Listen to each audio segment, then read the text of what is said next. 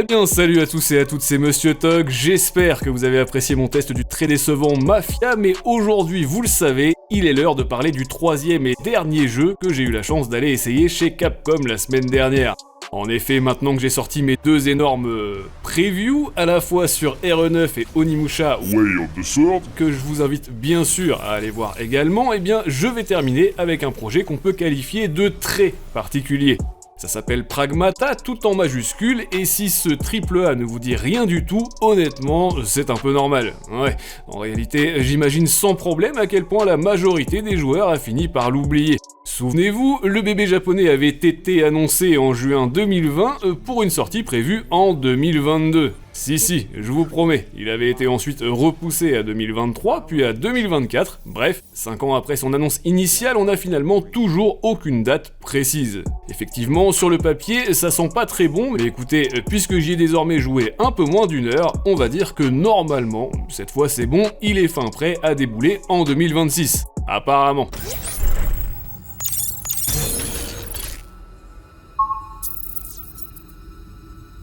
That's, how many now? That was Need us again. I feel like a damn rat in a maze. Let's just get this over.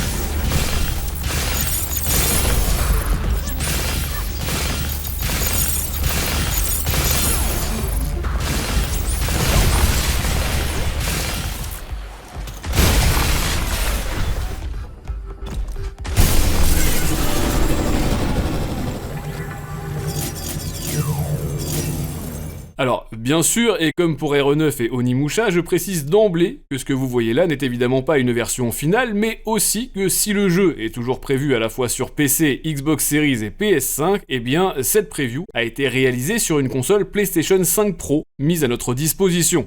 Mais alors, ce Pragmata, finalement, qu'est-ce que ça peut bien être ? Pour résumer, disons que vous êtes face ici à un jeu d'action shooter, et ce en vue TPS. Le projet est dirigé par Cho Young-hee, artiste depuis pas mal d'années maintenant, mais qui n'a en revanche jamais dirigé de jeu auparavant. Ce qui explique aussi sans doute ses multiples reports. Pour ma part, en tous les cas, j'ai noté que ce Pragmata était très fortement inspiré à la fois de Dead Space, certes, mais sans le côté horrifique, mais aussi de BioShock 2, bien évidemment, grâce au combo Big Daddy plus Petite Sœur sur l'épaule. Dans ce triple A, on incarne donc un astronaute baptisé Hugh Williams, qui a été envoyé avec toute une équipe pour investiguer sur le Berceau, une station de recherche basée sur la Lune. Problème, ils sont pris dans un violent séisme et rapidement, il ne reste plus personne aux alentours, si ce n'est peut-être une IA sanguinaire, certes, qui cherche à vous détruire, effectivement, ainsi que Diana, l'androïde hyper puissante de type Pragmata, donc, qui veut bien vous aider à retourner sur Terre et qui n'a rien trouvé de mieux que de se fringuer en petite fille. Ouais,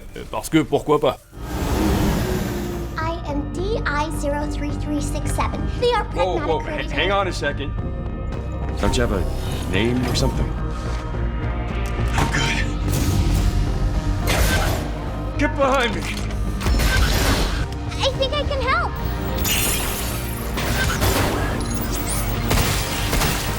Targets identified. Neutralizing threats. Neutralize us? Looks like we're gonna have to fight our way through. What the? Bypassing first and second firewalls. Hooking control protocols. Initiating hack.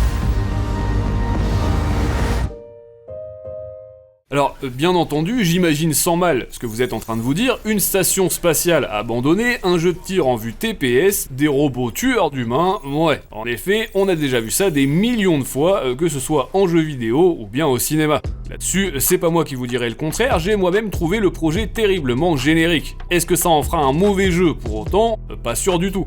Dans tous les cas, on aura l'occasion de vérifier ça à sa sortie l'année prochaine, mais en l'état, je peux déjà vous dire qu'il est diablement jouissif en termes de gameplay. Ben oui, si je devais résumer mon expérience manette en main, je dirais que ça ressemble aussi bien à Vanquish de Sega qu'au jeu de serpent sur les Nokia 3310. Ouais.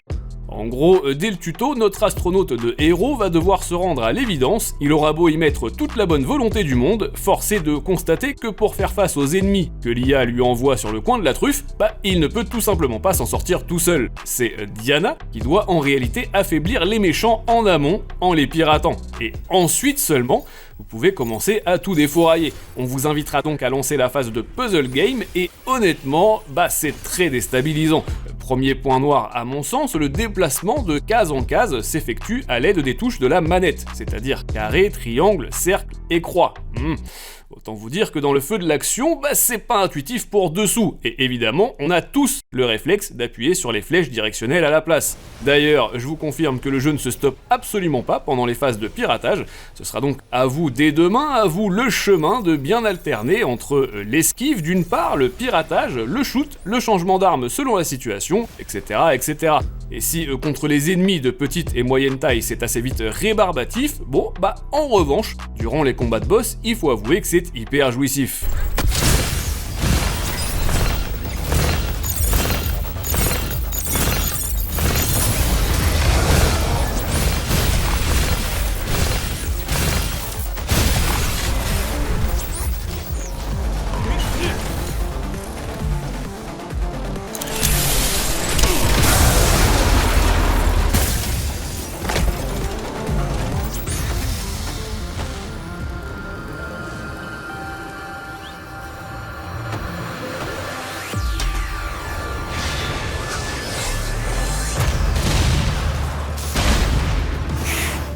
Alors, bien sûr, il est évident que ce Pragmata ne se résume pas qu'à ça, enfin, presque. Ouais, on a également des phases de plateforme, là encore totalement reprises de Dead Space, ainsi que de petites énigmes environnementales. Bon, en soi, c'est pas du tout une mauvaise idée, mais le souci provient de deux aspects assez flagrants. Premièrement, c'est pas du tout intéressant, on appuie sur 3 boutons, des ennemis arrivent, on vide la pièce et on recommence, et malheureusement les déplacements sont également assez déplaisants. Alors en vidéo, j'ose imaginer que ça ne se ressentira pas de votre côté, mais je peux vous assurer que ce Pragmata propose un feeling terriblement glissant quand on dirige le héros. C'est vraiment pas agréable et à titre très personnel, au vu de sa combinaison, j'avoue que j'aurais préféré quelque chose d'un tout petit peu plus lourd. Et d'une manière générale, de toute façon, pour le moment, c'est un peu le sentiment global qui se dégage de cette preview.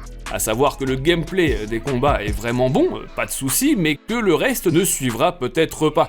Par exemple, si j'ai trouvé les musiques vraiment superbes, je dois dire qu'en contrepartie, l'aspect visuel du projet m'a laissé perplexe. Si le rendu sous RE Engine est bien entendu très propre, l'esthétique manque cruellement d'identité, et que dire des cheveux de Diana qui font absolument n'importe quoi.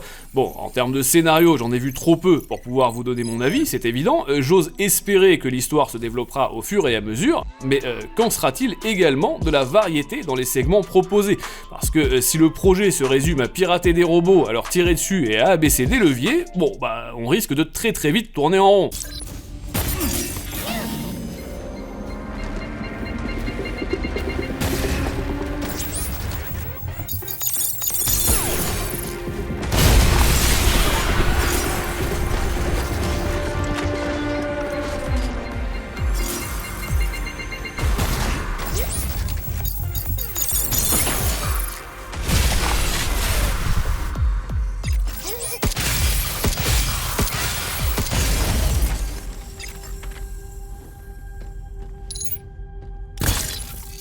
Tout ça sera évidemment à vérifier d'ici à sa sortie en 2026, je vous le disais, et tout ce que j'espère à présent, c'est que le potentiel de ce Pragmata éclate au grand jour, parce qu'une nouvelle licence Capcom, sous forme de jeu d'action futuriste, ça rappelle Exoprimal, malheureusement, le projet qui aura fait un tel four, qu'il aura tenu à peine 1 an avant de fermer définitivement. L'avantage cette fois, c'est que ce Pragmata n'est pas du tout un jeu service, et heureusement. Affaire à suivre donc, mais en attendant, pensez bien à partager cette vidéo autour de vous, à appuyer sur le bouton boost après l'avoir liké, à me rejoindre sur les réseaux sociaux, et bien sûr à venir voir mes 2 derniers tests du mois d'août d'ici quelques jours. Je vous dis donc à très bientôt, mais d'ici là, jouez bien, amusez-vous bien, et à très vite.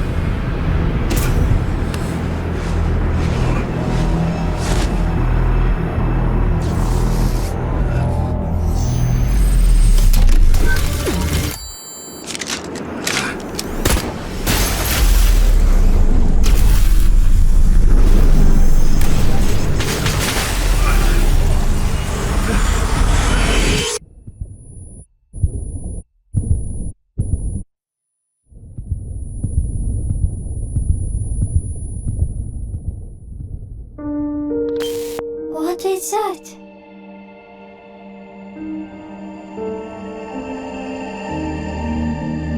Freedom. Our freedom.